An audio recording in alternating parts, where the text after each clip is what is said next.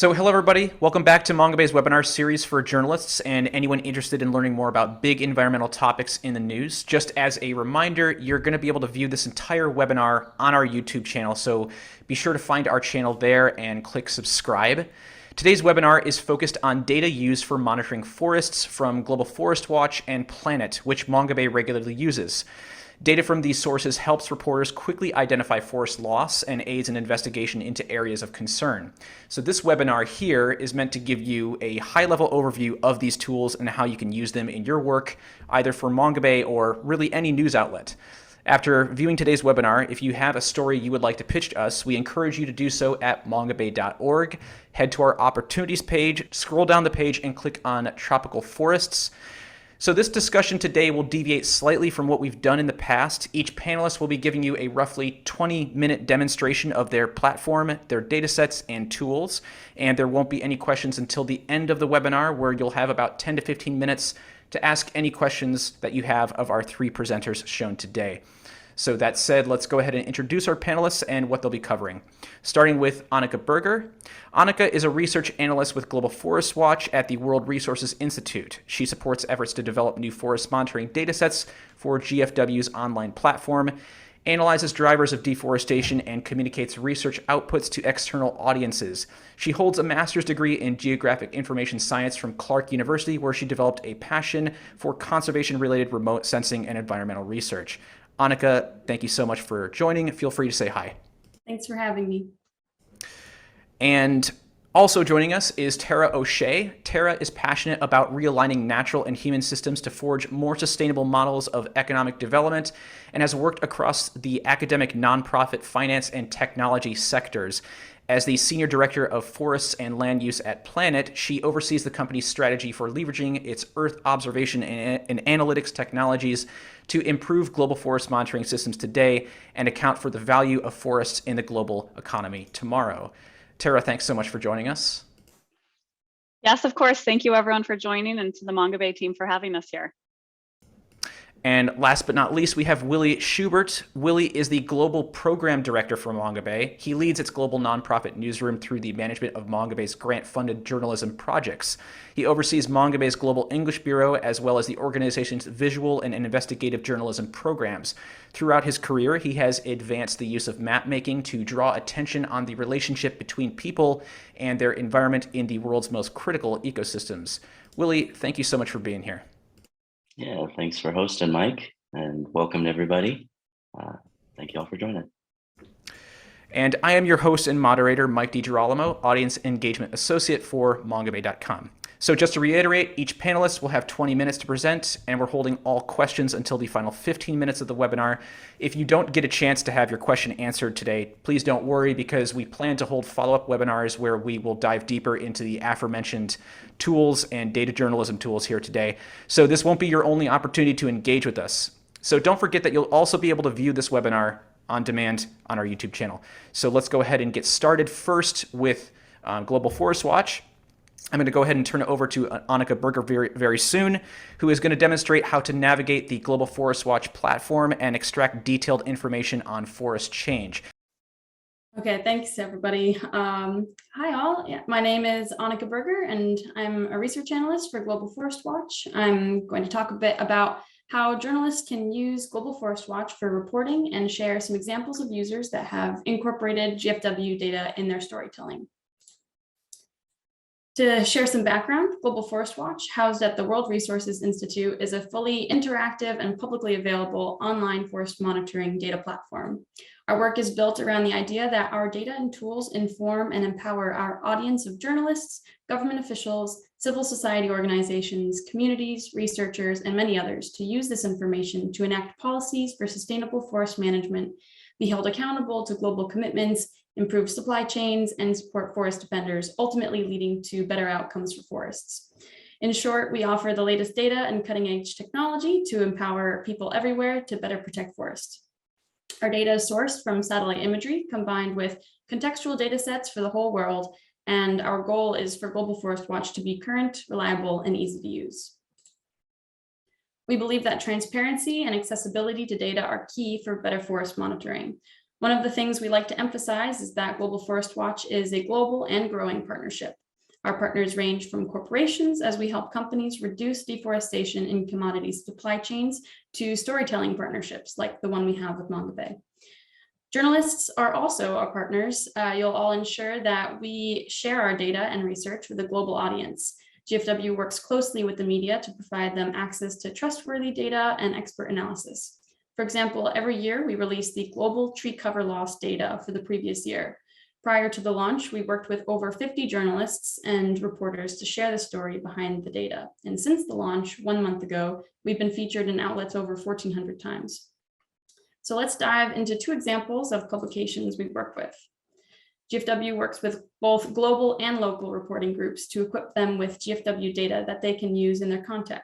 A great local example is Reporter Brazil, which works to tackle human rights violations in supply chains and workplaces across Brazil. They've produced in-depth journalism pieces which were informed by GFW data, several of which have been translated and redistributed internationally. Some of their publications highlight proposed bills to open Brazilian indigenous lands to environmentally destructive activities such as mining, dams, and cattle ranching. When writing the article featured on this slide, Reporter Brazil consulted experts from GFW on the state of the forest within this indigenous area to include information about the threat of mining activity. Their article included images of GFW's deforestation alert data on the left, as well as the proposed mining concessions on the right, all putting pressures on the indigenous area.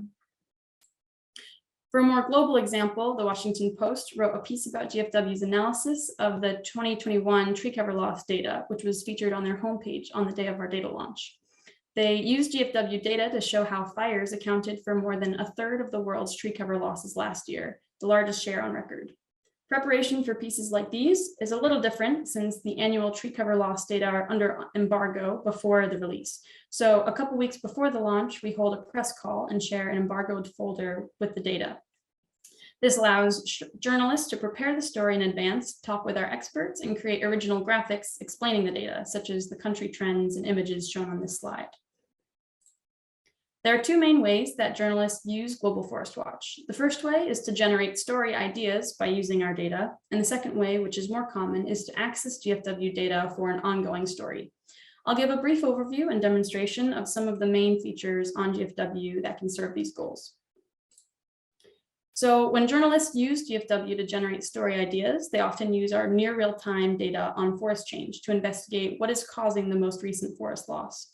In the demo, I'll give a brief walkthrough of the platform and point out how to locate our deforestation alerts and fire alerts, as well as how to display other data that can give some context to the alerts, such as protected areas and concessions data. I'll also explain a bit about how we partner with Mongabay on a forest monitoring initiative called Places to Watch, which uses these data sets to curate content for articles on recent forest loss. The other way that journalists commonly interact with GFW is to access data to provide details for an ongoing story they might already be working on. We want to make it as easy as possible for users to extract information for their area of interest, like downloading statistics on forest loss by country or on the province level, for example. This function is available through what we call the dashboard, and I'll demonstrate how the dashboards can provide automatically generated graphs of data trends and visuals of carbon flux. Then we'll pop back into the map to cover some other handy features, such as the ability to analyze an area for trends in forest loss just by clicking the map, or draw a custom area and subscribe to get notified of recent forest loss or fires.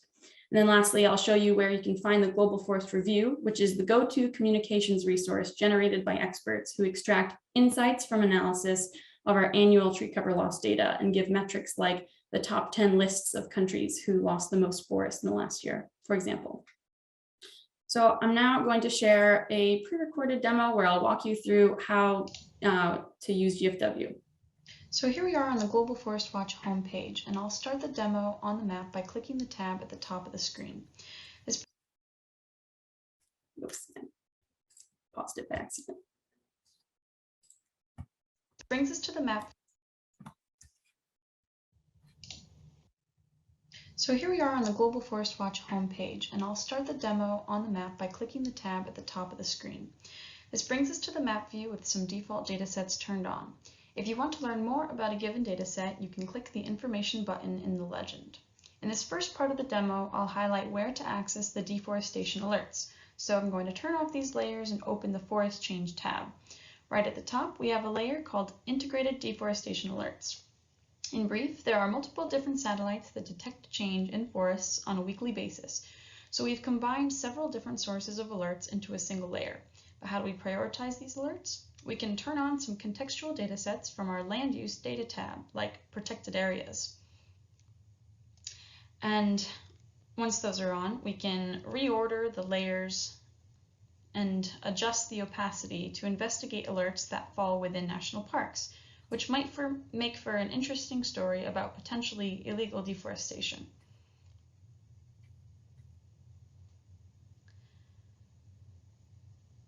For even more context, we can turn on high-resolution planet data to get a clearer image of what is happening in these forests.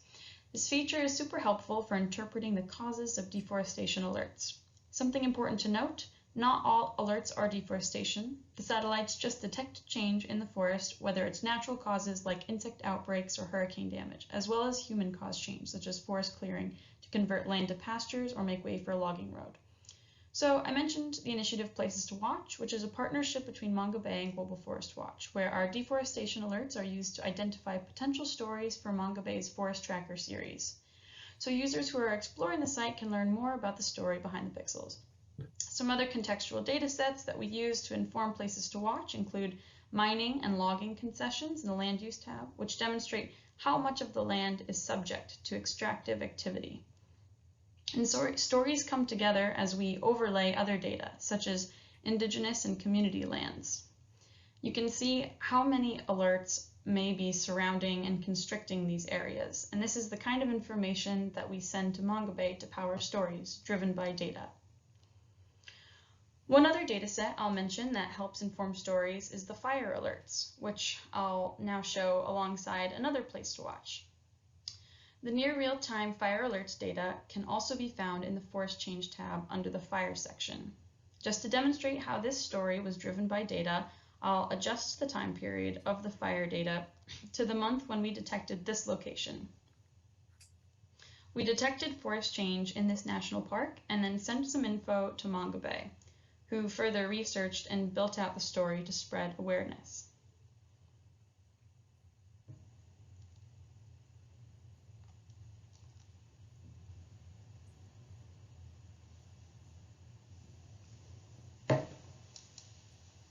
We can click play on the fires to demonstrate the development of the fire over time. So I hope that's given a sense of a few ways that journalists can use GFW to generate some story ideas. Now I'll switch gears a bit to demonstrate how journalists might navigate the platform to extract specific information that fits a story they're already investigating.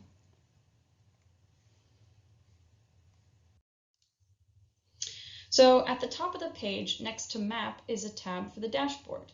And this is where users can easily search and download statistics and pre-generated graphs. You'll see that this is the global dashboard.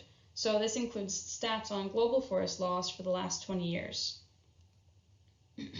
But I'm going to hone in on a country of interest. So I'll type in Peru, and it will bring me to the dashboard of statistics that we've calculated specifically for Peru.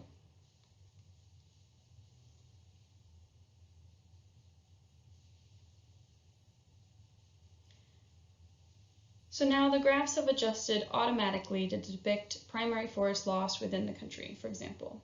For journalists interested in a specific region or department, you can hone in on the data for 2 more sub-levels of administrative boundaries. But I'll just show a few features for this dashboard. One is that the 3 dots at the top will allow you to download a spreadsheet of tree cover loss by year broken down by province. This is helpful for journalists that want to create their own graphics using the raw numbers. But there's also the option to download the data from the specific graphs, or even just share the graph or embed the same design into a website or article.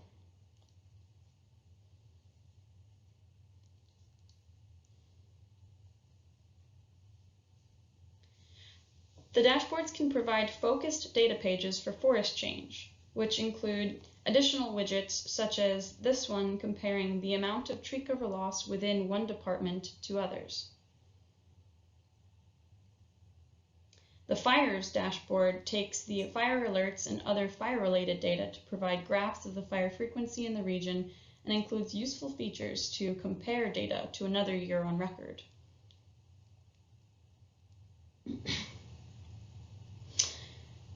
And finally, the climate dashboard displays the greenhouse gas fluxes within the region with some helpful visualizations, as well as graphs of emissions over time.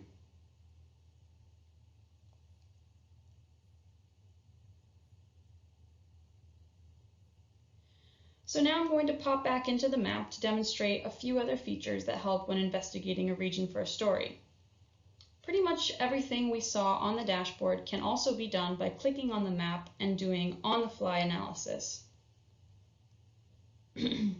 So I can simply click on the department and say Analyze, and it will generate the same downloadable and shareable graphs that we saw in the dashboards.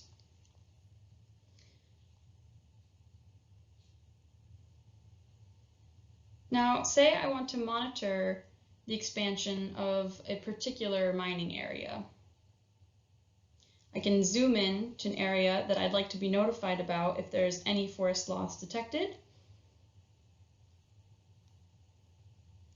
I can turn on the integrated deforestation alert layer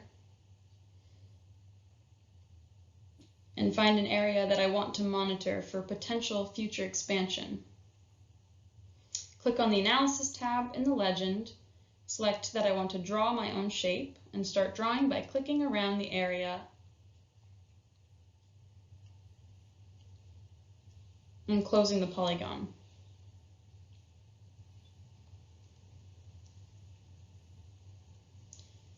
And then down at the bottom of the legend, I'll click the button that says Save in My GFW, which is like a portfolio of all the areas that I'm watching. It will prompt me to save this area and indicate that I would like to receive alert notifications as soon as forest change is detected. Make it public so I can share it with others, and then save. You'll need to confirm the subscription in your email, but then you'll be notified of future forest change. Just as a reminder, the alerts don't indicate the amount of deforestation. They're meant as an early warning, and they prioritize speed over accuracy. So we advise against using them to report on the number of hectares of forest loss. One other helpful feature is the ability to share this exact map view by clicking the Share button at the bottom right corner. This also creates a way to embed the map within a web page or an article. Just a quick note about the other products in the suite of Global Forest Watch tools. Global Forest Watch Pro specifically caters to companies and financial institutions that want to monitor deforestation in their supply chains and demonstrate compliance with commitments and policies. Forest Watcher is a mobile application which allows forest monitors to display the data offline while navigating to a site in the field. And Map Builder is a tool that allows users to create their own online mapping site like Global Forest Watch and include data of interest for their own topic or region. But focusing on the Global Forest Review, which you can also just find by search engine, this is the result of expert analysis of the annual tree cover loss data, where our team of researchers pulls out insights on what is happening in the world's forests. The Global Forest Review contains different communications materials on the most recent data and provides helpful explanations of the data and packages it in easily digestible text and graphics. I recommend that everyone check out this resource and explore the ways that forest loss is impacting different sectors, or check out the top 10 lists, which dive deeper into the trends within countries losing the most forest. So there are several ways to get involved and work with Global Forest Watch. We are more than happy to support stories grounded in data. In addition to accessing our data sets and statistics on the website as demonstrated, we also invite journalists to speak with our expert on a range of topics, from the COP26 Leaders Declaration to the future of oil palm in Indonesia to spatial forest data analysis in the Congo Basin. If you're writing a story on a specific location and need help analyzing the data, we can organize a call with an expert to walk you through. And though we do ask that you please give us an advance notice so we can prepare. We offer occasional webinars, events, trainings, and office hours. I'll be leading an office hour session on the deforestation alerts later this month if anyone would like to learn more. And we have blogs that dive deep into updates and to the platform and data sets, as well as the Help Center on GFW for step-by-step guidance documents. If you're interested in using any of these resources or would like to incorporate GFW into your next story, feel free to email our Global Forest Watch Communications Manager, Caitlin Thayer, with any immediate inquiries. Before I close out, I just want to mention a few upcoming opportunities to get involved with GFW. Our Small Grants Fund just opened for the new cycle yesterday, June 1st. And this provides funding to small-scale organizations incorporating GFW tools and data into their work to protect forests. Journalists can apply. We'll have a webinar on the application process on June 16th. Like I mentioned before, we'll also have office hours session on the deforestation alerts on June 28th, if anyone has any further questions about how to use the alerts. Stay tuned for a GFW-led webinar for data journalists as well, where we'll dive deeper into how to use GFW in your stories. You can email Isabel Barriga for more information if you would like to attend. And again, you can ask Caitlin Thayer, our communications manager, if you have any media inquiries. But that's it from me. Thank you for your time. So please go ahead and follow up with those resources that she shared with you. And just as a note to everyone, we're going to be taking these presentations that you're seeing today, and they will be linked in the show notes on YouTube. I'm going to go ahead and move on now to our next presenter, Tara O'Shea from Planet. So this session is going to provide an introduction to Norway's International Climate and Forests Initiative's data program, including what data sets are available, and an overview of where and how to access and use the high-resolution data, and an example of use cases and impacts to date, with an emphasis on visual storytelling and environmental journalism examples.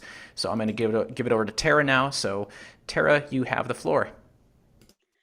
Awesome. Thanks, Mike. And thank you to everyone on the call for the work that you do. It's so important. And thank you to GFW for making these tools so helpful. And we are here at Planet really, really happy to support the work and the transparency that you all are helping bring about. So as Mike mentioned, my name is Tara O'Shea. I lead forest and land use programs at Planet. And I'm really excited today to share a bit more about the NICFI satellite data program, which I think many of you, or I hope many of you, are already using. But even if not, I'm going to share more information on where to access the data available through this program. And as Mike said, go through some user applications and examples as well. So first, for those who are not familiar with Planet, I tend to say that we have a bit of a mantra, and that is that you can't fix what you can't see, or you can't manage what you can't measure. And ultimately, we think that this is at the root of many of our sustainability and climate crises. I think it's why the work that you all do in environmental journalism is so important. And it's the small piece of the puzzle that we are trying to help solve through Earth observation and analytics technologies. So our mission is to image the full Earth every day in order to make global change visible, accessible, and actionable. How do we go about doing this? How do you image the full Earth every day? Well, we have launched the largest constellation of Earth observing satellites in human history, but most of these satellites are really quite small. So what you see here is an illustration of our Dove constellation. These satellites are imaging the full Earth every day at about 3.5 meters per pixel and in 8 spectral bands. So again, it's really a pretty unprecedented Earth observation capacity to have high spatial and temporal resolution information over global scales. You also see here an illustration of our SkySat constellation. This is also used by many within the media. It's a very high resolution tasked system. However, it's not used within the NICFI data program. See if I can get out of loop. There we go. So what does this mean for forest and land use monitoring? And for those who are not familiar, what is the NICFI satellite data program? I think that we are actually quite fortunate in the forest and land use space because we have had Earth observing satellites helping us understand changes in forest and land use, land cover. since the 1970s. And so we have this rich archive going back, but traditionally we've been limited in terms of spatial and temporal resolution. We've been limited at understanding that change on the ground. So what Planet's data sets really aim to do is complement these publicly available missions, the other commercial missions, to bring higher spatial and temporal resolution information over broad areas. And again, our hope is that that can make the work that you all do not only more accessible, but also more actionable in terms of reflecting change at the pace and scale at which it happens on the ground. So you see here, this is a PlanetScope image. This is the information we have available across the full Earth's landmass at a near daily cadence. So it's about 100 times the resolution of Landsat satellites. So the NICFI satellite data program is really innovative in that it's providing comprehensive access to this high resolution monitoring across the entire tropics. So what you see here, this is the area that is included within the NICFI satellite data program. And I'm going to get what products exactly are available in just a moment. This satellite data program is an initiative of the Norwegian Ministry of Climate and Environment.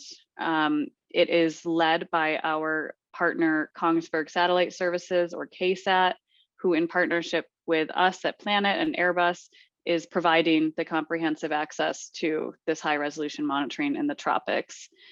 And the goal and the purpose of the program is to support the purpose of Norway's International Climate and Forest Initiative in reducing and reversing tropical forest loss, thereby contributing to combating climate change, conserving biodiversity, and facilitating sustainable development. So we are really excited to see how you all are putting the data to work for this purpose. And as I said, I will share a few user stories to date in just a moment. So at a very high level, what is available to users through this program? There are 3 access levels in this program, and they are really designed to serve a different suite of users to ensure that you as a user can find a data set that's most relevant to your work. So level 0, this is a visual basemap product. It is, again, sub 5 meters per pixel. It is optimized for visual display and analysis. So this might be the best fit if you're trying to do some sort of storytelling like use case.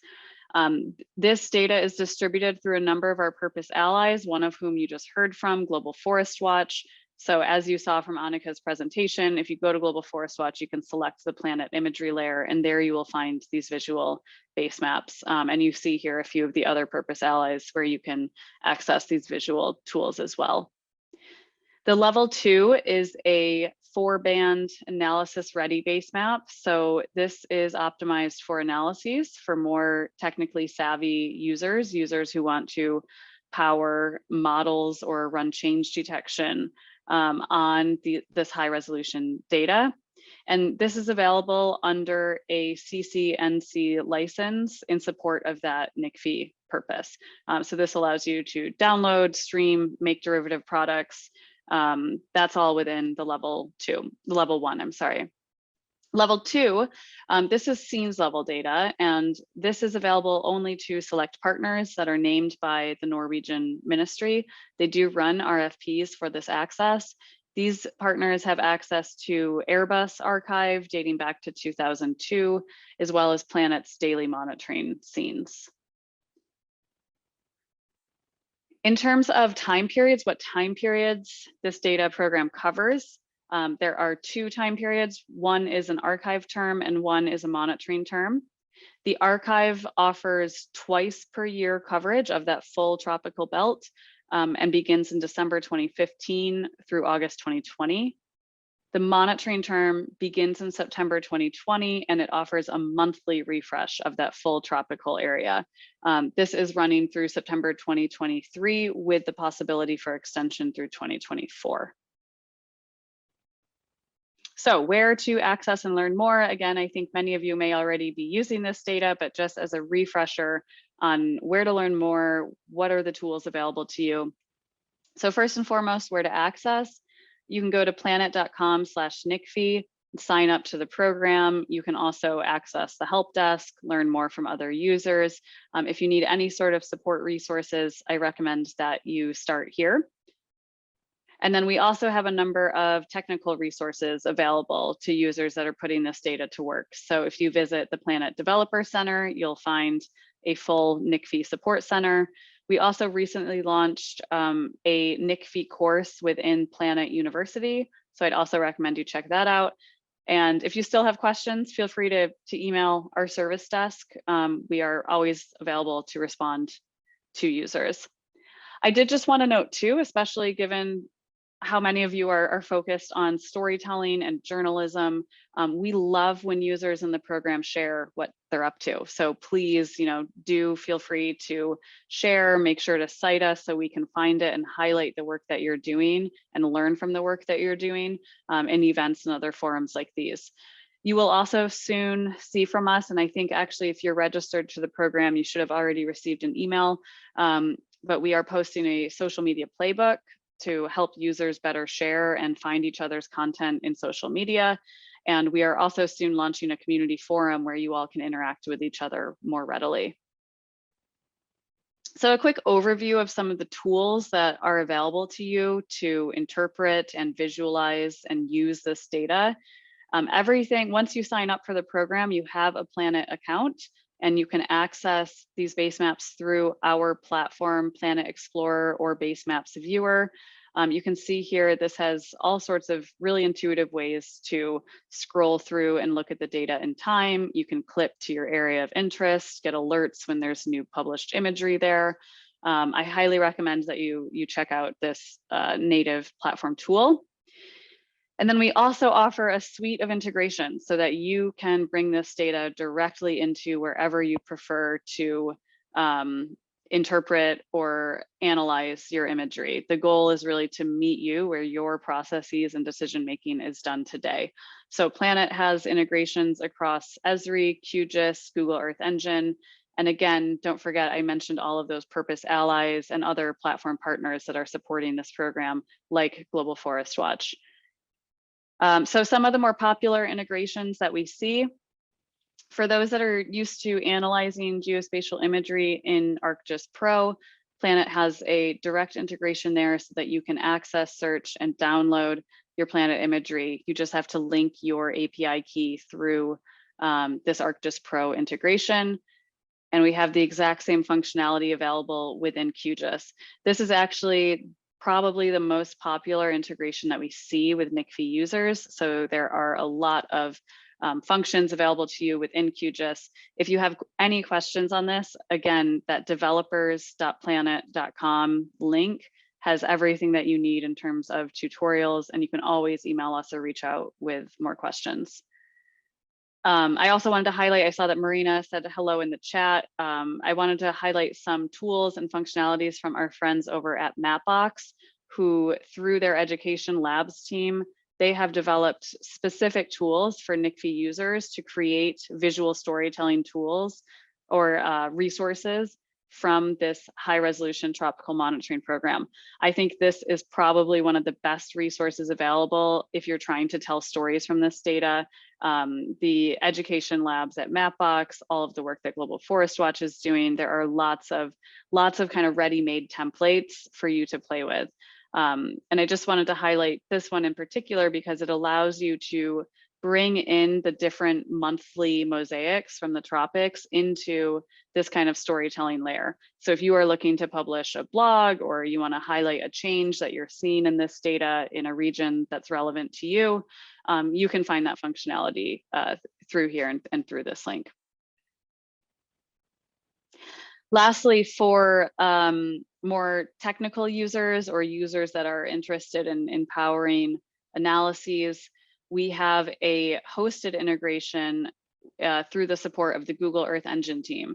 And this has been really neat to see. Essentially, it's bringing the power of hosted cloud compute to this high resolution data set so that you can power analyses right there in the browser. All you have to do is link your Planet NICFI account to your Google Earth Engine account, and you'll find these tropical mosaics right there ready for you to analyze. So now that we have a sense of what data sets are available through this satellite data program, of what tools and platforms I can find them in, I just want to share a couple of user stories and applications that we're seeing. Again, I cannot emphasize enough how much we as a program team love to hear from users. So if you are doing cool things with this data, please let us know. So just a couple of examples. I like highlighting this one because I think it really demonstrates the spatial temporal characteristics of this data. So this is from the Forestry Department at the Food and Agriculture Organization of the United Nations.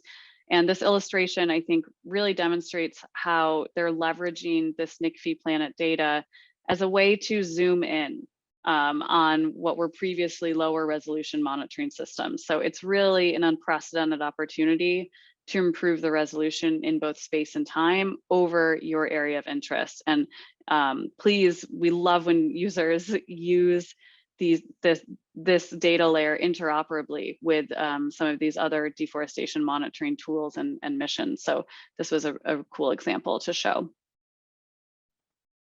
This is an example from the NGO community from Amazon Conservation. You can actually see here they are working with that level 0 data within Global Forest Watch, and they are using that level 0 data to do rapid and high resolution detection of deforestation in protected areas. And then they often get this out in communications materials to help target enforcement activities. And this is throughout the Colombian, Peruvian, and Ecuadorian Amazon. Another example from the nonprofit sector, but with the level 1, so the analysis ready mosaics. For those who have not checked out the work of Aid Environment, I highly recommend it. They're doing excellent work to correlate deforestation events with specific commodity, even company level supply chains. So understanding where is there land cover or deforestation happening, and how does that intersect with asset level information of who sources from where. This is really, I wanted to highlight it for this group because I think this is really awesome investigative work of showing how geospatial data can be correlated to other forms of data to tell a fuller story. Aid Environment has published a few of these reports now across different sectors. And again, I recommend that you check those out if you haven't had a chance to do so yet. I think it's doing a lot to hold various players to account. I think I saw an example from this team in GFW's slide as well. This is from a community-based organization in Indonesia called Haka. And you can see they're leveraging this high resolution monitoring to really help target law enforcement activities. And so they're able to pull the high resolution imagery to validate when they see a deforestation alert. And they have found this especially helpful in validating that, yes, that was a man-made deforestation alert. One of the key things that they're finding in this imagery is the precursor of roads and the clear indication of where roads are going in. So that's been really awesome to see. It's just so cool to see communities pick up this data set and run with it on the ground. I wanted to show this example. There are, of course, several governments across the tropics also making use of this high resolution information. This is from the government of Uganda, and you can see here they're working with that QGIS integration that I mentioned. And we're seeing quite a few countries do this where they are refining their previous lower resolution deforestation estimates, which you see here with the higher resolution data. So again, with the kind of high resolution at higher cadences, you can not only validate the deforestation events that you see, but actually refine and quantify them in terms of both space and time. And lastly, I wanted to show an example from that hosted integration with Google Earth Engine, which has just been really cool to see what users are doing with that. This is again from the Forestry Department team at FAO, but you can see just given the power of having the high resolution data hosted within Earth Engine, you can just run very powerful land cover change detection classifications right there in your browser and have an automated sense of where and when land cover is happening in high resolution and high frequency.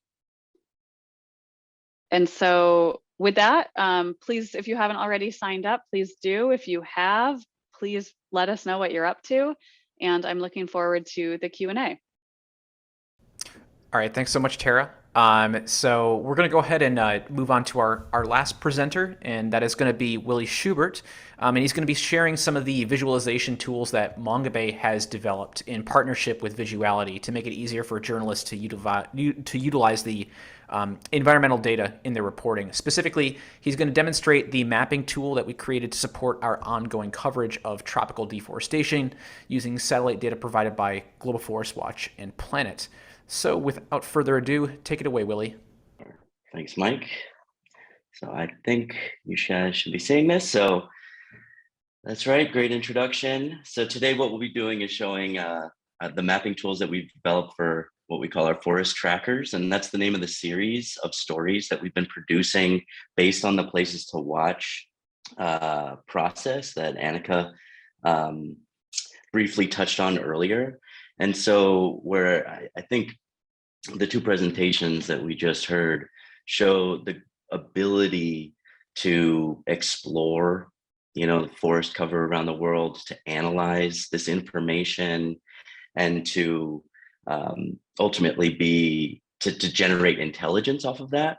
What we're really focused on here is adding evidence to our stories and the presentation of that data in a way that is as quick as we can to fit like our editorial processes. So what we ended up doing was building some tools to facilitate this process. I'm going to go a little bit into the Places to Watch. So those forest alerts, the deforestation alerts that Annika was showing, they get run through an algorithm to try and prioritize areas that are particularly concerning, whether they're in a protected area or an indigenous land or adjacent to a plantation, because there are millions of these alerts that are happening all the time. And so we're trying to find out which are the ones that are the most important so that we can be monitoring that kind of front line of deforestation as it's happening. And so what happens with this Forest Tracker series is we get this information from Global Forest Watch. They, send it out to Mongabay, but not just Mongabay. And that's where the work of journalism comes in, to answer those really critical questions of, how is this happening? What is being lost? Like, what is that forest area? Of course, where is it? But most importantly, to try and get into why is it happening and who is doing it. So if you look at our stories in that series, that work of reporting that I hope, you all are motivated and inspired to do, is to answer those really core journalistic questions and then use this data to provide that evidence of those changes. And I know during the pandemic, when we weren't really able to travel as much, doing stories based upon satellite data and remote sensing has really, kept attention on deforestation in a way that, has been able to provide, a timely feedback loop, so that ultimately when this deforestation is occurring, information can reach the right people in time so that that impact, is stopped before it's irreversible. And I think that's one of the real goals of Mongabay as an environmental journalism outlet, is to ultimately halt this impact before the losses are, too intense. So today I did actually want to do a bit of a walkthrough. You can follow along at home if you would like by going to maps.mongabay.com. That's the tool that I'll be demonstrating. That's for creating these maps. The data sets, if you're interested in seeing more information about them, are on Resource Watch. You can also dig into the code, which is open source, and see more of our tools at our visual style guide, which will all be linked here. So before we jump into it, I wanted to share a bit more about why we did this. Why did we create these tools? Because, I think what our previous two presenters showed is, tremendous capability of the technology and the platforms, But we also recognize for journalists that working with this spatial information can be a huge challenge. I mean, there's specialized software that Tara just showed, whether it's QGIS or ArcGIS or all of these, satellite like there's a tremendous amount of terminology to learn. There's a huge variety of data sets that are available. And so we built this tool that you don't have to download anything. It's all in your browser. And the purpose is to create images, static images and animated GIFs. And so the benefits are that it's really fast to do this work, to create publication ready images, because you don't need to do all of that downloading or importing data into all of these different specialized softwares or processing that information on your laptop, which maybe isn't super powerful to deal with all of these, really massive files. The other piece is that it's standardized. So one of the things that we ended up learning was, especially from working with contributors, is that, we all stick screenshots. There's all these amazing platforms out there, and the fastest way to make a map is just to take a screenshot of it. But when you do that, you lose a lot of this contextual information that's really important for your reader to understand what are they looking at. And so there's a lot of stuff that you have to do in like Photoshop afterwards to actually provide the information that's necessary for that map to be understandable. So all of the things that you need, or the reader needs to understand the map, are automatically included. It's simple. We wanted things to be super simple. So like we are not requiring you to like embed something, which can slow down your site or requires an iframe and a little bit of HTML coding. This is the same thing as using an image, uploading a GIF, uploading, an image file, super simple. And lastly, and what I think is the most important thing, is that it's connected. It's connected to all of these different data providers. So, the planet satellite imagery, those mosaics are included in this tool. You just have to get the API key that Tara mentioned, but you can access this vast repository of information and include it in your story, without having to download anything. Similarly, we rely on Resource Watch, which is kind of the sister platform of Global Forest Watch that contains a lot of the forest information, but also information on oceans, on climate, on population, on social and economic data that may not be in Global Forest Watch. And of course, we're also connected to Mapbox, so we have the ability to add custom information. And so I'm going to quickly walk you through what the user interface looks like. So the first most important thing, and you might be looking at this and think, this is not ready for publication. Where are the labels? Where, you're not seeing a ton of information yet. And so the first thing that we want people to do is pan and zoom to the location that they're interested in. So you can keep using Global Forest Watch to do that exploration, to do that analysis. You can keep using Planet to identify these changes between different time periods. So if you already have done that exploration, you kind of know what story you're trying to tell. Zoom into that location with this panning and zooming like you would on Google Maps.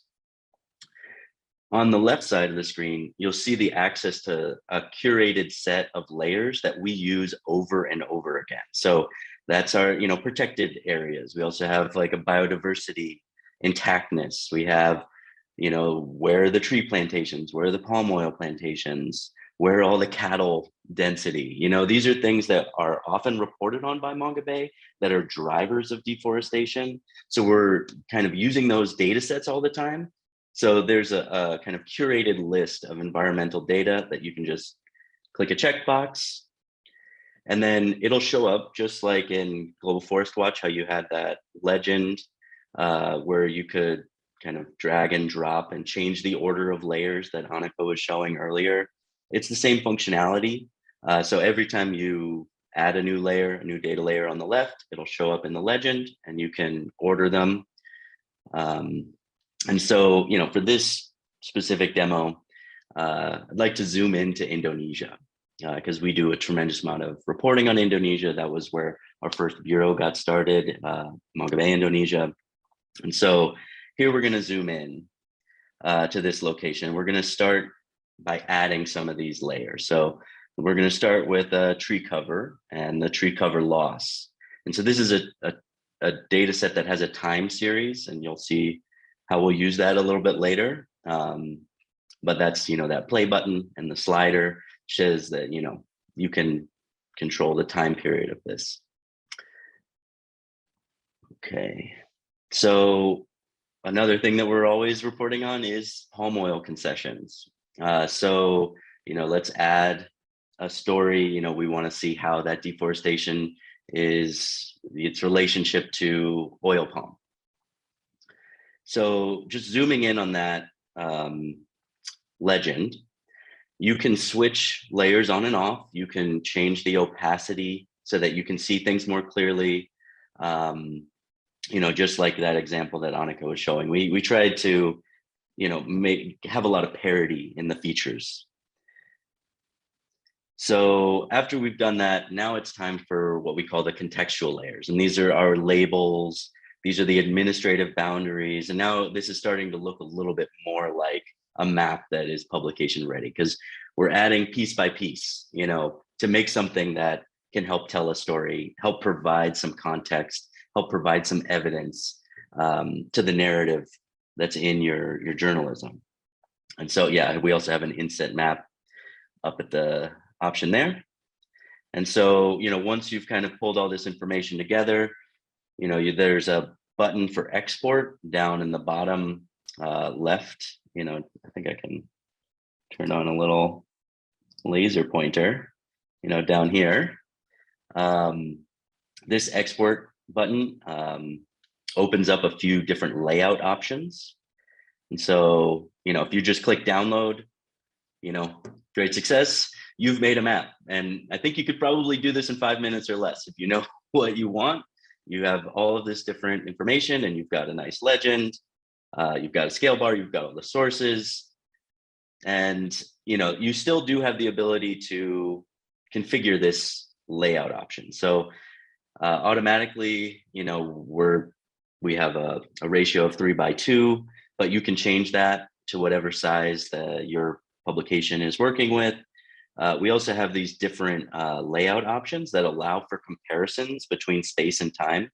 I think that's something that Tara was talking about being able to do with the planet imagery, is that you want to be able to compare, over time, how is something changing, or if you're using the same data, how are they different in different locations.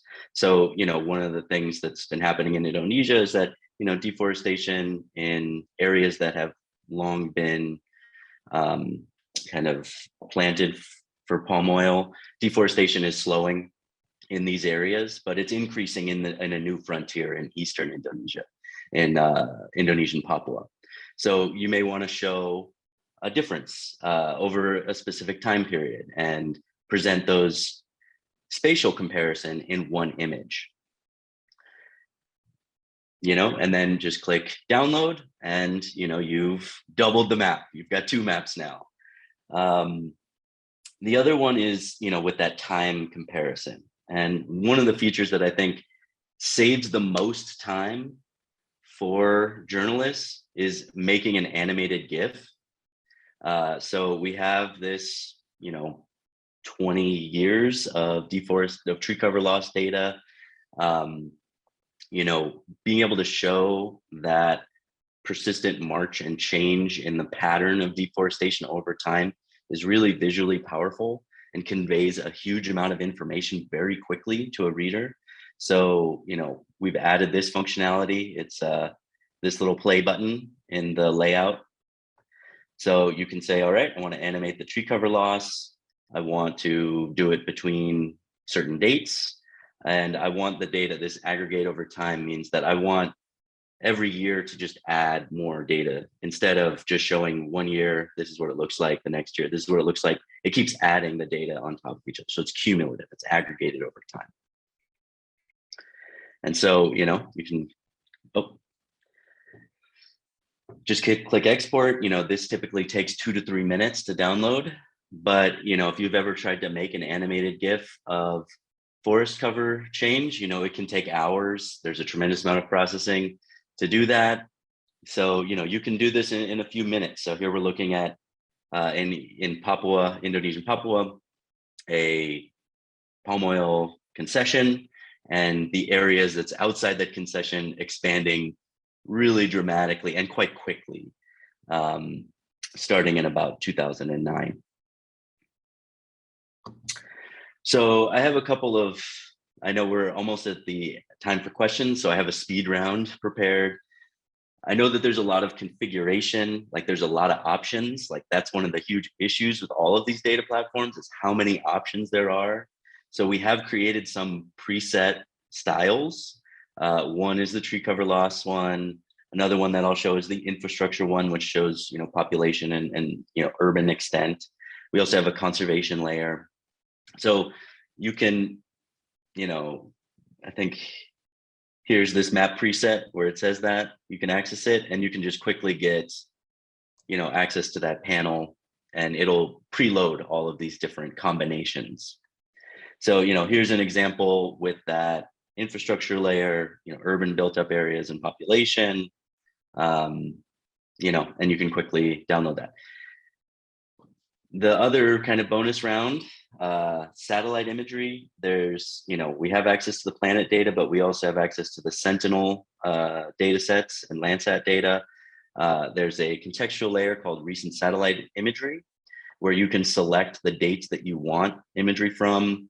You can say how many, what's the maximum number of clouds you're willing to accept, and it will show you a bunch of different satellite images that match the criteria, like the dates and the times, and it'll annotate like, this is from 2020. It's an older presentation, sorry, but yeah. So there's quick access to recent satellite imagery. Also, the planet satellite mosaics.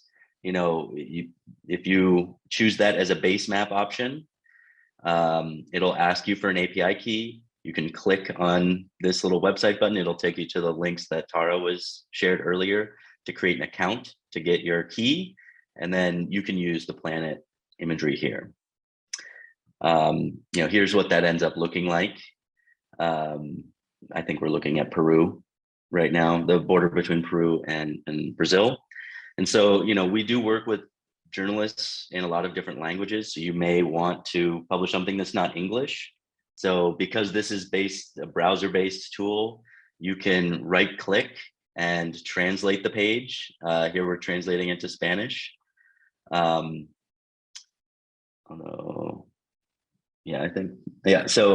you can just quickly translate it, and that will carry through into the export. So if you're working in French or you're working in Bahasa Indonesian, you can translate the whole site and it will still work. And lastly, I invite you to start following our Forest Tracker stories. This image is from one of our most recent ones from Cambodia, where some journalists were on the ground tracking this illegal logging and documenting the trucks leaving a protected area in Cambodia. And so if you want to see how we've been using these tools and others, visit mongabay.com, search for forest trackers. We've got about over 100 stories so far, and I hope that you are all inspired to become forest trackers yourselves and to pitch us stories and start using these tools to add evidence to your reporting. Great.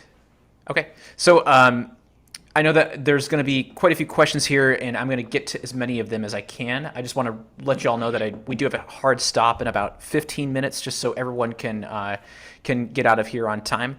So I'm going to go ahead and start with our first question. And some of these may have been covered a little bit during the webinar, but I'm just going to go ahead and reiterate them for good measure. This one is from Kai. And I believe this was done during the GFW presentation. He says, which countries are available in GFW and how often is the data updated per country? Great, thank you for your question.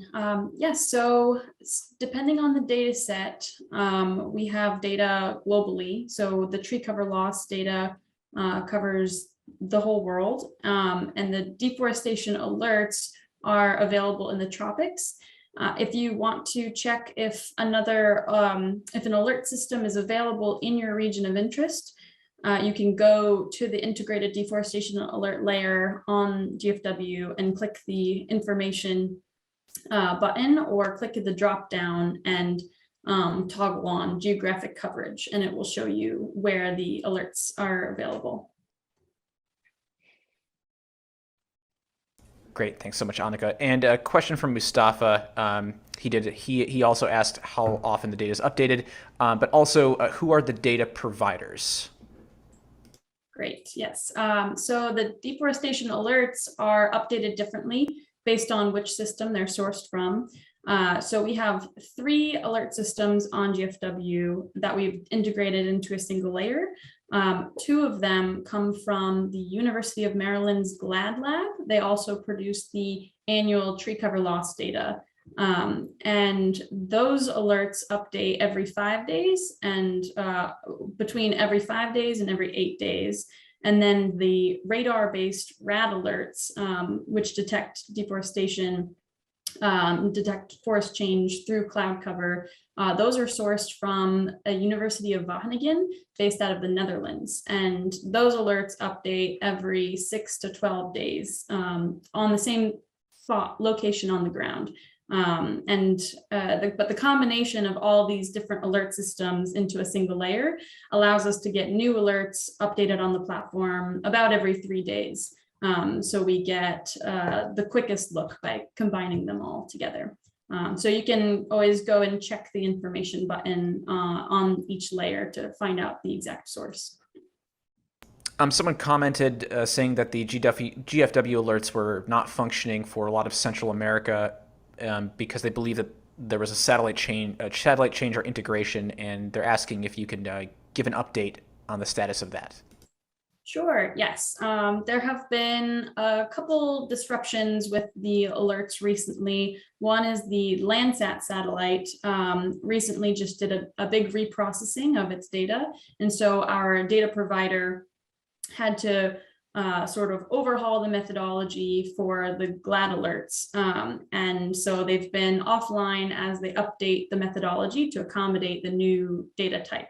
But those should be returning to Global Forest Watch very shortly, hopefully in the next couple weeks or so, and we'll post an update on our discussion forum if anybody wants to be notified when the alerts are back up and running.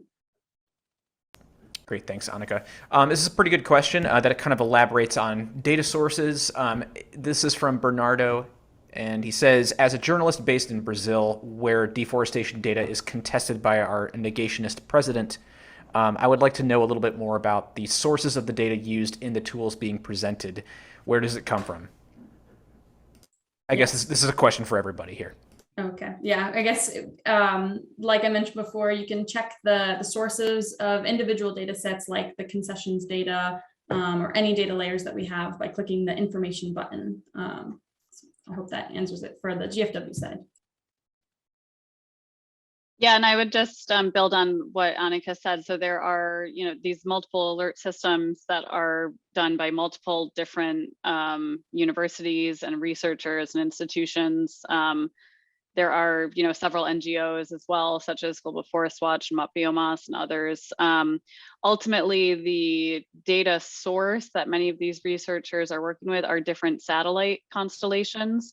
It is worth noting that there are several of those different satellite constellations. So there is the NASA Landsat mission, there is the European Space Agency Sentinel mission, and there are commercial missions such as those from Planet and Airbus and others. So yeah, I think one thing that's really great about the forest science community is that we tend to work with many of these different data sources interoperably. That's certainly the hope for Planet. We actually calibrate all of our satellite imagery back to these public missions so that you can bring in that higher spatial and temporal resolution information as an additional data source alongside all of this other information. So hopefully that makes some sense. There are these different satellite constellations, and then there are the different downstream analyses. And I think many of these platforms and tools are providing you with insights from all of the above. Yeah. Yeah, and specifically for Brazil, we do find that the INPE data, the official government data from the Brazilian Space Agency, is a very important source of information. So it has a very long time series. There is a lot of detail that is presented from that data set. And so we find it's very important to still utilize that, but we also try to make comparisons with other sources of deforestation alerts. I think for the Amazon basin, there's the deter system, which is more of a NGO run one, as well as, the University of Maryland, data set that's used by Global Forest Watch. And so, a lot of the times you can find interesting information in the discrepancies between the systems. Sometimes there's very legitimate reasons for discrepancies between them. And that's one of the reasons why I'm excited about this integrated alert system, is because it's leveraging the capabilities of multiple technologies and kind of giving you that confidence to say like, oh, all the systems are aligned around this specific location. So you should have more confidence that something is happening here. But I feel like as a journalist, you have to kind of navigate all of the different tools and systems for reporting on deforestation rates. But for Brazil specifically, INPE is still a very important source. Had someone just comment, what happens if INPE shuts down? Yeah, well, then you have backups, you have alternatives.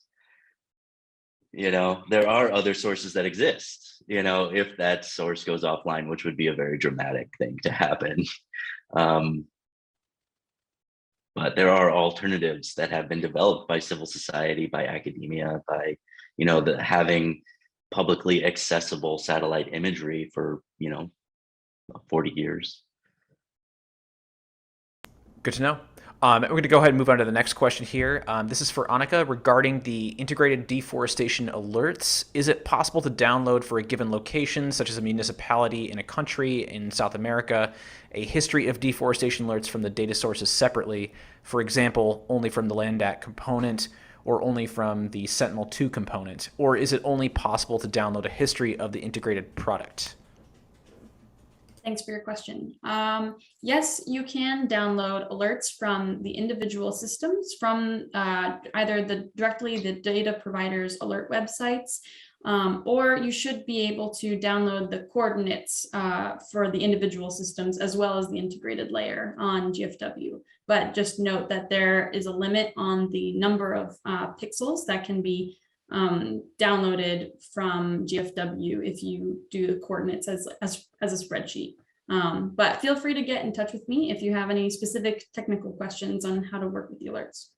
Great, thanks very much. This person is asking if they can know the period or the year of the time of a certain data set, and can you trace the location back to previous years, for example, 2010?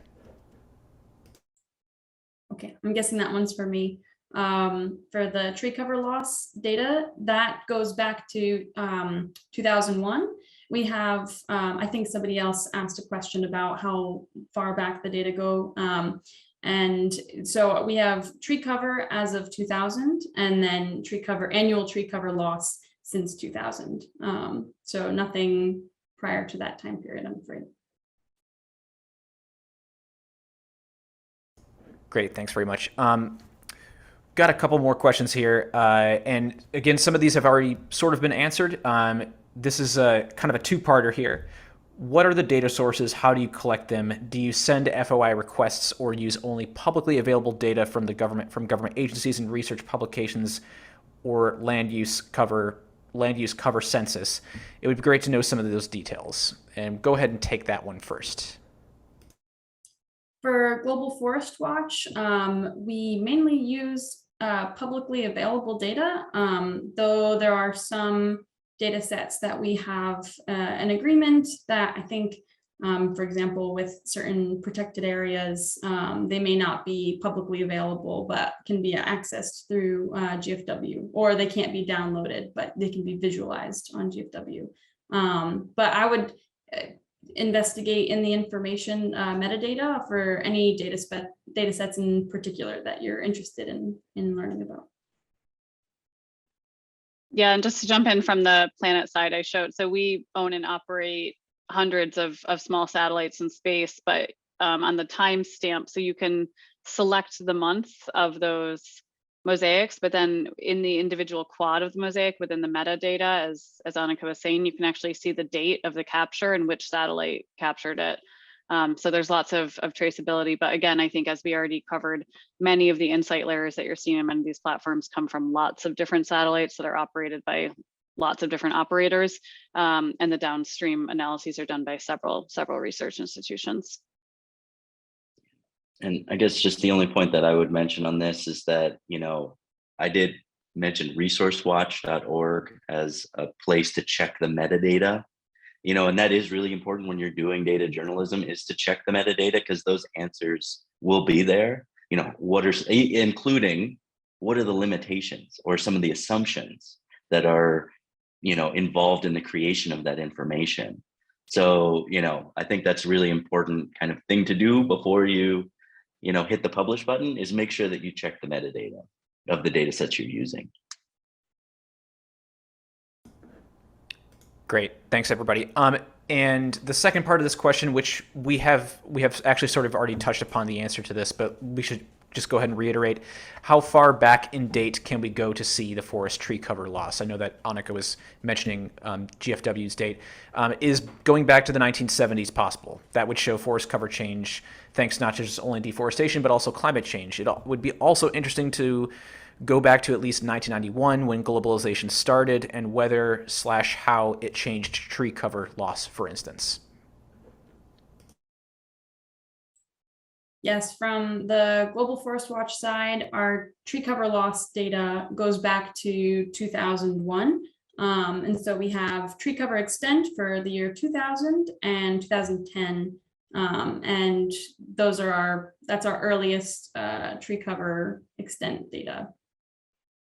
So not the 70s, sorry.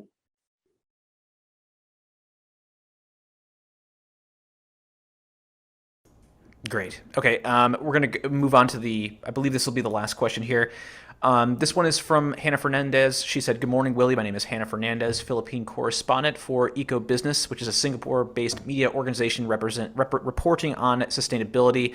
Big fan of Mongabay. My question is, based on all the data you look at on a daily basis, what do you think are the most underreported issues about forests in Asia?"